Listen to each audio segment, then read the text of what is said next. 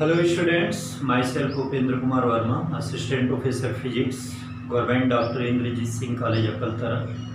For this video lecture, I have selected topic aberration in image, that is from BSc Part 2, subject Physics, paper 2, and the chapter is Geometrical Optics.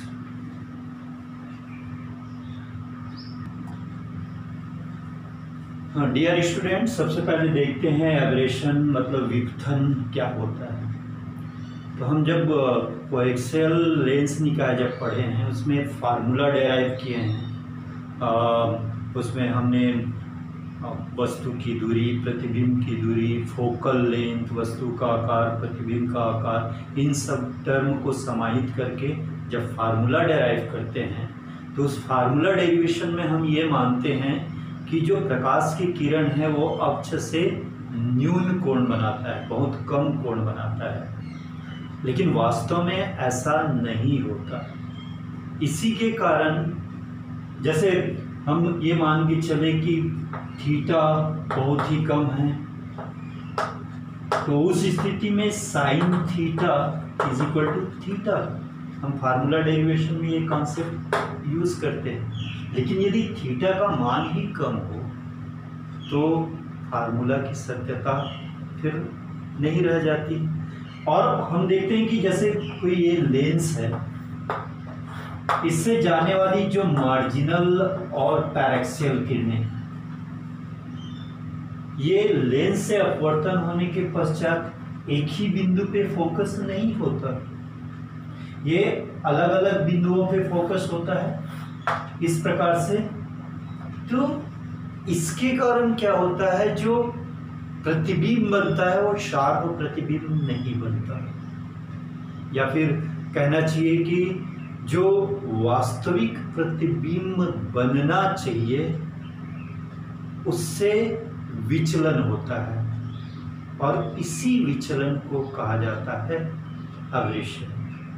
और ये aberration मुख्यतः दो प्रकार के होता है।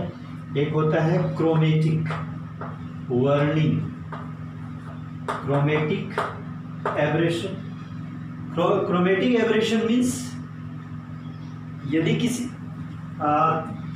किसी लेंस पर यदि कंपोजिट लाइट पास होती है, ये कंपोजिट लाइट है मतलब अलग अलग रंगों से मिलके बना है। अब जैसा कि हम जानते हैं कि इस ग्लास का रिफ्रैक्टिव इंडेक्स अलग अलग कलर के लिए अलग अलग होता है, इसलिए लेंस से अपवर्तन के पश्चात सभी कलर एक ही बिंदु पे फोकस नहीं होगा, जबकि वो अलग अलग बिंदुओं पे फोकस होगा। इसके कारण जो प्रतिबिंब बनता है वो कलर फ्रिंजों से सराबोर होता है, मतलब जो प्रतिबिंब बनता है वो क्लियर या शार्प प्रतिबिंब नहीं बनता है, और इस प्रकार के विपथन को या एबरेशन को कहा जाता है क्रोमेटिक। अब यदि यहीं पे ये मान के चले कि हम ऐसे प्रकाश लेते हैं जो मोनोक्रोमेटिक है, सिर्फ एक ही वर्ण से है, एक ही कलर से बना है, उस स्थिति में भी बनने वाला प्रतिबिंब शार्प नहीं होता। अब उसके लिए अलग अलग रीजन्स है, अलग अलग कारण हैं क्यों शार्प नहीं होता, और उन कारणों के आधार पे ये जो मोनोक्रोमेटिक एबरेशन जो है वो 5 प्रकार के होते हैं। अब उन 5 प्रकार के मोनोक्रोमेटिक एबरेशन का अब आगे हम स्टडी करेंगे।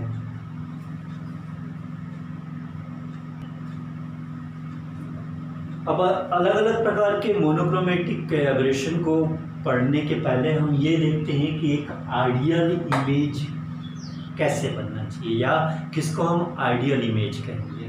तो आइडियल, यदि वस्तु एक प्रतिबिंब या वस्तु एक बिंदु के समान है तो इसका प्रतिबिंब भी एक बिंदु के समान होना चाहिए, तभी वो एक आइडियल प्रतिबिंब है। अब यदि बिंदु के अलावा हम इस ऊर्ध्वाधर तल में ऑब्जेक्ट लेते हैं तो बनने वाला प्रतिबिंब भी ऊर्ध्वाधर तल में होना चाहिए, चाहे वो वास्तविक प्रतिबिंब हो या आभासी प्रतिबिंब हो, लेकिन वो ऊर्ध्वाधर तल में ही होना चाहिए, एक ही तल में होना चाहिए। मतलब इस वस्तु का अलग अलग बिंदुओं का प्रतिबिंब एक ही तल में अलग अलग मतलब एक ही तल में होना चाहिए। और यदि हम ये मान लेते हैं इस वस्तु में दो समदूरस्थ बिंदु, तो उसका प्रतिबिंब भी समदूरस्थ होना चाहिए, तब वो प्रतिबिंब आइडियल प्रतिबिंब कहलाता है। लेकिन हमें आइडियल प्रतिबिंब एक्चुअली नहीं मिलता, हमें विपथन मिलता है, एबरेशन मिलता है। और एबरेशन का मुख्य कारण जो होता है, रीजन फॉर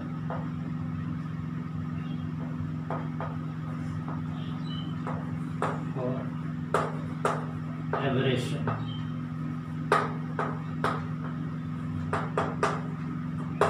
तो विपथन का पहला कारण तो ये होता है कि जो लेंस का अपर्चर होता है वो बड़ा होता है। अपर्चर मतलब लेंस का जो कर्वेचर पोर्शन जिस पर प्रकाश आपतित होता है, ये अपर्चर कहलाता है। तो अपर्चर बड़ा होने के कारण जो रेज इस कर्वेचर पोर्शन पर आपतित होता है वो अक्ष से न्यूनतम कोण नहीं बनाता।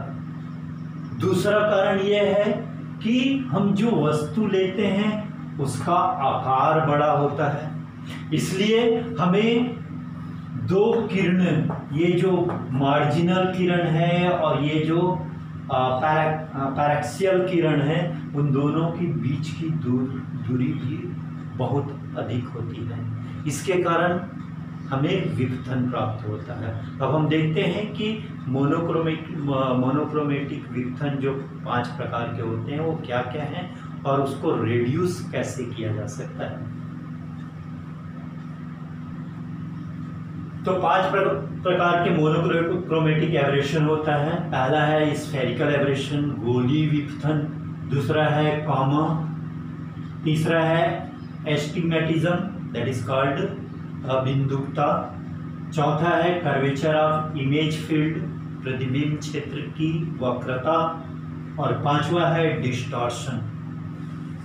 अभी इन 5 को एक एक करके हम स्टडी करेंगे।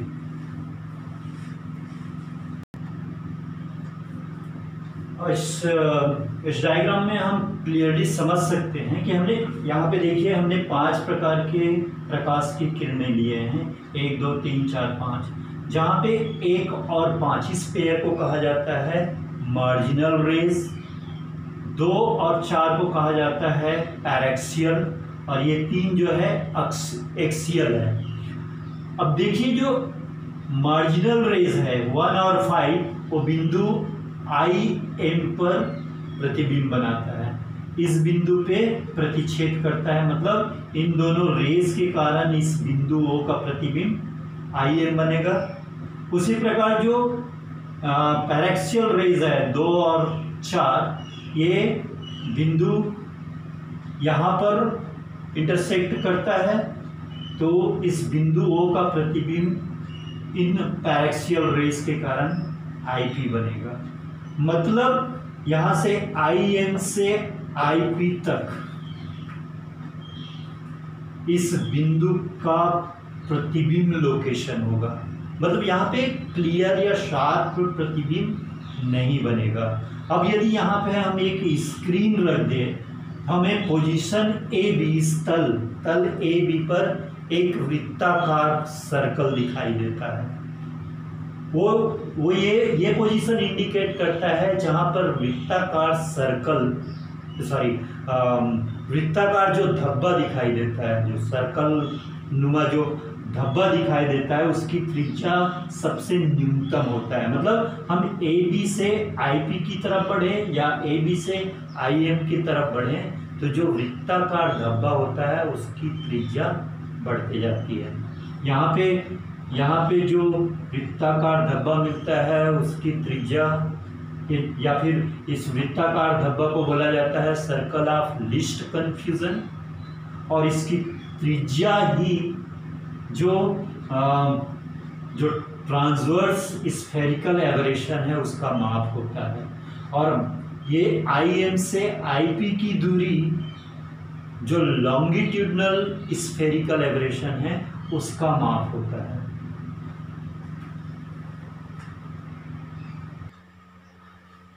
हम स्फेरिकल एबरेशन को कैसे कम कर सकते हैं? तो यहाँ पे देख सकते हैं कि स्फेरिकल एबरेशन इस अपर्चर का साइज बड़ा होने के कारण होता है, इसलिए हम अपर्चर की साइज मतलब लेंस के जो द्वारक होता है, प्रकाश जहाँ पे आपतित होता है, उस द्वारक की साइज को कम करके हम विपथन को कम कर सकते हैं। और हम एक काम और कर सकते हैं, जैसे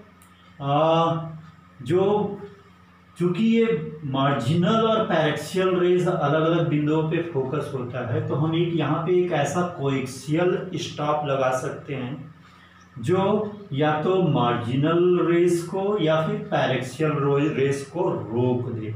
लेकिन ये देखा जाता है जब मार्जिनल रेज को रोका जाता है तो ब्राइटनेस में कमी आ जाती है प्रतिबिंब की, और यदि पैरेक्सियल रेज को अगर रोका जाए तो उसके रिजोल्यूशन पावर में कमी आ जाती है।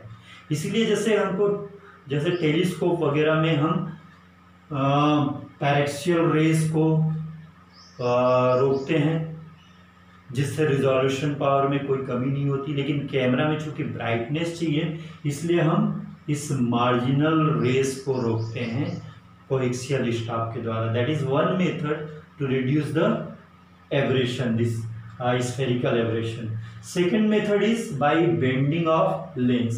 एक मैथमेटिकल फार्मूला है, यदि जो दो कर्वेचर साइड का जो रेडियस है लेंस का, उसका रेशियो यदि इस कंडीशन को सेटिस्फाई करता है जहाँ पे म्यू जो है उस मटेरियल का अपवर्तनांक है, तो इस प्रकार के लेंस को उपयोग करके हम विपथन को कम कर सकते हैं।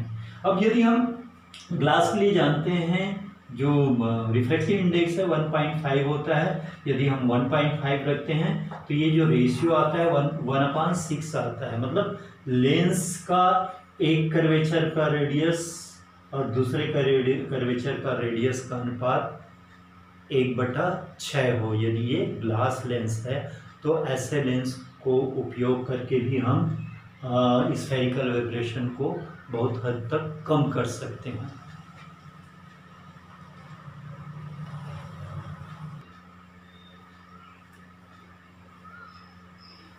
स्फेरिकल एबरेशन को कम करने के लिए जो तीसरा मेथड है वो है बाय प्लेन कन्वेक्स लेंस। आप देख सकते हैं मैंने एक प्लेन कन्वेक्स लेंस लिया है। अब इसको दो स्थितियों में देखिए, इन दोनों डायग्राम पे यदि कंपेयर करें तो हम ये देखते हैं कि फर्स्ट स्थिति में जब प्लेन कन्वेक्स लेंस ऐसे रखा जाए तो जो विचलन होता है वो इस सतह पे होता है, कन्वेक्स सतह पे। और इस डायग्राम में देखिए जो विचलन हो रहा है कन्वेक्स सतह पे हो रहा है और थ्रू आउट पूरा लेंस के विड्थ पर हो रहा है इसका विचलन। मतलब ये जो विचलन है वो यूनिफॉर्म विचलन है। यहाँ पे विचलन का जो डिस्ट्रीब्यूशन है वो यूनिफॉर्म है। इसीलिए ऐसे अगर हम प्लेन कॉन्वेक्स लेंस को इस ओरिएंटेशन में यूज करें तो जो अत्यंत मार्जिनल रेज है उनके लिए फोकस सेम नहीं होता बाकी दूसरे प्रकाश की किरणों के लिए। लेकिन यदि यूनिफॉर्म डिस्ट्रीब्यूशन हो विचलन का, उस स्थिति में चाहे कोई भी रे हो, अत्यंत मार्जिनल रेज हो, उस स्थिति में भी फोकस एक ही बिंदु पर होता है। तो इस प्रकार हम प्लेन कॉन्वेक्स लेंस यूज करके स्फेरिकल एबरेशन को भी को बहुत हद तक रिड्यूस कर सकते हैं। स्फेरिकल एबरेशन को कम करने का जो फोर्थ मेथड है वो है by combination of two plane convex lens. दो प्लेन कॉन्वेक्स लेंस के कोएक्सियल संयोजन से। तो इसमें देख सकते हैं डायग्राम में कंडीशन ये है कि इन दोनों को इस प्रकार सेट करना है कि जो डेविएशन उत्पन्न करता है दोनों के द्वारा del 1 और del 2 ये दोनों बराबर होना चाहिए। और यदि हम इसका मैथमेटिकल एनालिसिस करें इस कंडीशन पे, कौन से कंडीशन पे, del 1 is equal to del 2, तो हमें मिलता है प्रथम लेंस का फोकल लेंथ माइनस द्वितीय लेंस का फोकल लेंथ इन दोनों की बीच की दूरी के बराबर होता है। मतलब हम दो प्लेन कन्वेक्स लेंस का संयोजन करें और उसको उन दोनों के फोकस दूरी के अंतर के बराबर दूरी पर सेट करें, तो इस संयोजन से हम स्फेरिकल एब्रेशन को कम कर सकते हैं। रिडक्शन का जो नेक्स्ट मेथड है that is by combination of convex and concave lens. Convex lens और कॉन्केव लेंस के संयोजन से हम इस एब्रेशन को कम कर सकते हैं। अब चूंकि हम जानते हैं कि कन्वेक्स लेंस के द्वारा जो विपथन होता है वो धनात्मक होता है, कॉन्केव लेंस के द्वारा जो विपथन होता है वो ऋणात्मक होता है, इसलिए इन दोनों का यदि प्रॉपर संयोजन किया जाए तो एक धनात्मक एक ऋणात्मक, और उन दोनों से हम उदासीन कर सकते हैं विपथन को। इस प्रकार से हम एब्रेशन कम कर सकते हैं। और जो लास्ट मेथड है वो है बाय एप्लैनेटिक लेंस। एक्चुअली लेंसेज से जो विपथन होता है उसको कंप्लीटली हम रिड्यूस नहीं कर सकते, लेकिन यदि हम याद करें कि एप्लैनेटिक पॉइंट्स क्या होता है, दो किसी भी पारदर्शी गोला के लिए दो संयुग्मी बिंदु ऐसे होते हैं जहां से एक बिंदु से चलने वाली प्रकाश दूसरे बिंदु से होके जाती है या जाती हुए प्रतीत होती है। तो इसमें हम लेंस के स्थान पे यदि एक पारदर्शी गोला को रखें तो एक मतलब एक बिंदु से निकलने वाली पूरी प्रकाश बिना विपथन से दूसरे बिंदु से होके जाएगी या जाते हुए प्रतीत होती है। इस प्रकार से हम स्फेरिकल एब्रेशन को हम रिड्यूस कर सकते हैं। नेक्स्ट मोनोक्रोमेटिक एब्रेशन जो है वो है कोमा। हम चित्र से क्लियरली समझ सकते हैं कि ये जो एब्रेशन है कोमा वो लगभग जो स्फेरिकल एब्रेशन है उसी प्रकार से है। अंतर यह है कि स्फेरिकल एब्रेशन में जो बिंदु जो दिया गया था वो अक्ष पे था और यहाँ पे जो बिंदु लिया है वो अक्ष से दूर स्थित है। यहाँ पे भी जो मार्जिनल रेज है वो यहाँ इस बिंदु पे फोकस हो रहा है, जबकि जो पैरेक्सियल रेज है वो इस बिंदु पे फोकस हो रहा है। इसलिए इस बिंदु का प्रतिबिंब एक ही बिंदु पे ना प्राप्त होकर एक तल में, एक ऊर्ध्वाधर तल में प्राप्त होता है। और आप देख सकते हैं कि वो कैसे दिखाई देता है, एक कॉमेट की स्ट्रक्चर का दिखाई देता है। इसलिए इस प्रकार के विपथन को कॉमा कहा जाता है। और कॉमा के रिडक्शन के लिए हम स्पेशल लेंस यूज कर सकते हैं। स्पेशल लेंस एक ऐसे लेंस जिसके अलग अलग पार्ट, अलग अलग खंड के द्वारा वस्तु के लिए बनाए गए प्रतिबिंब का रेखी और अनुप्रस्थ आवर्धन, मतलब linear magnification and lateral magnification दोनों समान होते हैं। मतलब हर खंडों द्वारा जो आवर्धन होता है, ये दो प्रकार के आवर्धन, वो सब खंडों के द्वारा समान होता है। और उसके लिए अगर ऐसा कंडीशन चाहिए कि आवर्धन समान हो तो ये कंडीशन फॉलो होना चाहिए, जहां पर μ1 और μ2 क्रमशः वस्तु क्षेत्र और प्रतिबिंब क्षेत्र के माध्यम का अपवर्तनांक है। y1 y2 प्रतिबिंब वस्तु और प्रतिबिंब की साइज है, और θ1 θ2 जो संयुग्मी कोण है। एक वस्तु से जाने वाली प्रकाश के द्वारा अक्ष पर बनाया गया कोण और प्रतिबिंब बनने वाली प्रकाश के द्वारा अक्ष पर बनाया गया कोण।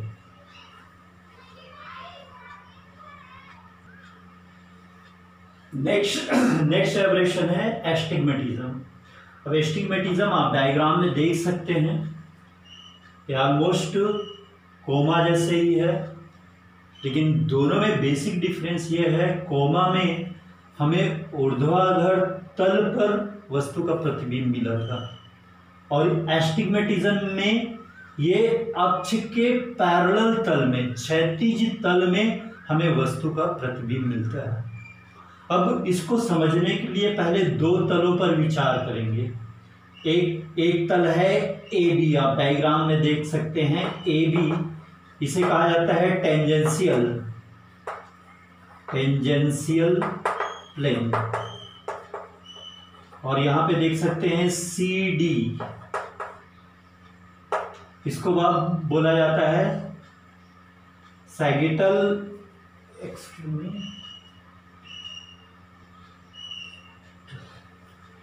that is called a sagittal plane।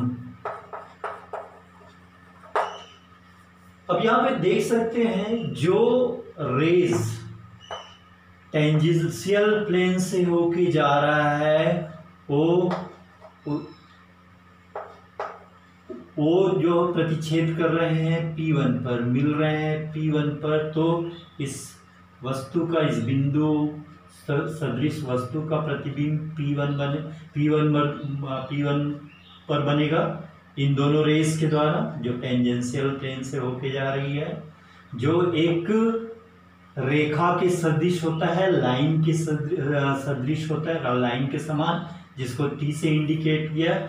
उसी प्रकार जो दूसरा प्लेन है सैगिटल प्लेन, उससे होके जाने वाली जो प्रकाश की किरणें हैं वो P2 पर प्रतिच्छेद कर रही है, जहां पे रेखा के समान जो इमेज बन रहा है वो A से इंडिकेट है। अब इन दोनों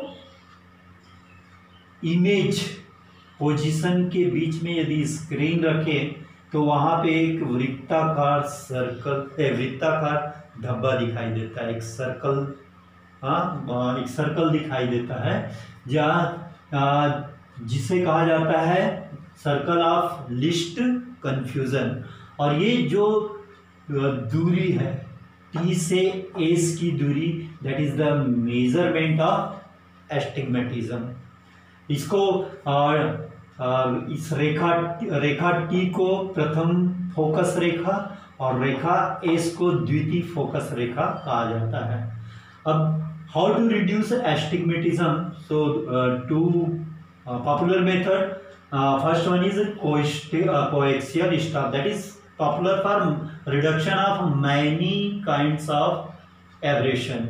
तो यहाँ पे भी कोएक्सियल स्टॉप लेके आइदर हम टेंजेंशियल प्लेन से होके जाने वाली रेस को स्टॉप करें या फिर सैगिटल प्लेन से होके जाने वाली रेस को स्टॉप करें, उससे हमें स्पष्ट प्रतिबिंब मिलेगा या विपथन कम हो जाएगा। दूसरा है combination of convex and concave lens. जैसे कि कॉन्वेक्स लेंस के द्वारा जो T है वो S के लेफ्ट साइड में बनता है, जबकि कॉनकेव लेंस के द्वारा T जो है S के राइट साइड में बनता है। अब चूंकि इन दोनों का कॉम्बिनेशन कर दें तो ये जो डेविएशन है वो उदासीन हो जाएगा और इस प्रकार से विपथन को रिड्यूस किया जा सकता है। नेक्स्ट एब्रेशन है कर्वेचर ऑफ इमेज फील्ड। प्रतिबिंब की वक्रता आप डायग्राम में देख सकते हैं। ये जो है वस्तु स्ट्रेट है ए बी और इसका प्रतिबिंब ए डैश बी डैश जो कि एक कर्व।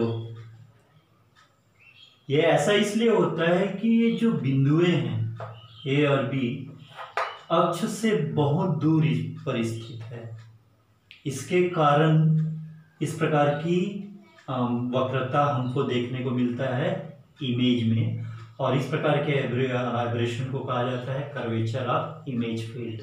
और इस प्रकार के एब्रेशन को हम रिड्यूस कर सकते हैं by using the combination of convex and concave lens which satisfy the usual condition.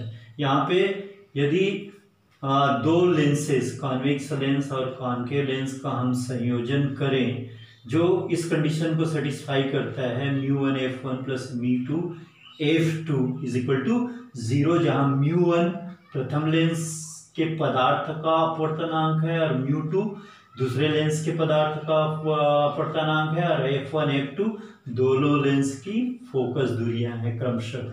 तो इस प्रकार के लेंस संयोजन से, कॉन्वेक्स और कॉनकेव लेंस के संयोजन से हम curvature of image field aberration को रिड्यूस कर सकते हैं। और दूसरा पॉपुलर मेथड है कोएक्सियल स्टॉप से। यहाँ पे भी जो मार्जिनल रेज है या पैरेक्सियल रेज है उसको स्टॉप करके हम इस एब्रेशन को रिड्यूस कर सकते हैं। Next type of aberration is distortion, विरूपण। एक्चुअली ये लेंस का दोष नहीं होता है, ये होता है हम जो मेथड अप्लाई करते हैं एब्रेशन को रिड्यूस करने के लिए, स्पेशली जो कोएक्सियल स्टॉप यूज करते हैं उस स्थिति में इस प्रकार का एब्रेशन होता है। इसका मुख्य वजह ये होता है कि जो आवर्धन प्रतिबिंब में जो आवर्धन पैदा होता है, मैग्निफिकेशन पैदा होता है, वो हम अक्ष से दूर जाए तो दूरी के अनुसार ये मैग्निफिकेशन यूनिफॉर्म नहीं होता। यदि हम अक्ष से दूर जाएं और मैग्निफिकेशन इंक्रीज होता है, उस स्थिति में एक जो चौकोराकार जो चित्र है वो हमको इस प्रकार दिखाई देता है। इसको कहा जाता है पिन कुशन एब्रेशन। और अक्ष से दूर जाने पे यदि मैग्निफिकेशन कम होते जाता है, उस स्थिति में चौकोराकार जो चित्र है वो हमको इस प्रकार दिखाई देता है। इसको बोला जाता है बैरल एब्रेशन। और जैसे कि मैंने बताया कि ये जो दोष है वो लेंस के द्वारा पैदा नहीं होता, जबकि जो मेथड यूज किया जाता है, जो कोएक्सियल स्टॉप यूज किया जाता है, उसके द्वारा पैदा होता है। तो इसमें यह देखा जाता है कि जब वस्तु और लेंस के बीच में यदि कोएक्सियल स्टॉप रखा जाए तो इस प्रकार का एब्रेशन पैदा होता है, बैरल एब्रेशन पैदा होता है। उस स्थिति में जब वस्तु और लेंस के बीच में स्टॉप रखा जाता है, और जब प्रतिबिंब और वस्तु के बीच, प्रतिबिंब और लेंस के बीच में स्टॉप रखा जाए, उस स्थिति में पिन कुशन एब्रेशन प्राप्त होता है। हम इसका रिडक्शन देखते हैं। यहाँ पे डिस्टॉर्शन रिडक्शन के लिए आप देख सकते हैं एक कॉम्बिनेशन कॉन्वेक्स और कॉनकेव लेंस का कॉम्बिनेशन, उसी प्रकार कॉनकेव कॉन्वेक्स लेंस का कॉम्बिनेशन, इन दोनों के बीच में कोएक्सियल स्टॉप रख दिया जाता है। अब आप देख सकते हैं कि इन दोनों का जो कॉम्बिनेशन है, तो इसके द्वारा जो पिन कुशन एब्रेशन जो पैदा होता है या डिस्टॉर्शन पैदा होता है, पिन कुशन डिस्टॉर्शन पैदा होगा, और इसके कारण बैरल डिस्टॉर्शन पैदा होगा। इसका मतलब इसके द्वारा प्रोड्यूस किया गया डिस्टॉर्शन इसके द्वारा उदासीन कर दिया जाता है। इसलिए इस प्रकार का जो चौकोराकार चित्र वाला जो ऑब्जेक्ट है उसका प्रतिबिंब वैसी प्राप्त होगा। तो इस प्रकार से डिस्टॉर्शन का रिडक्शन किया जाता है। Thank you.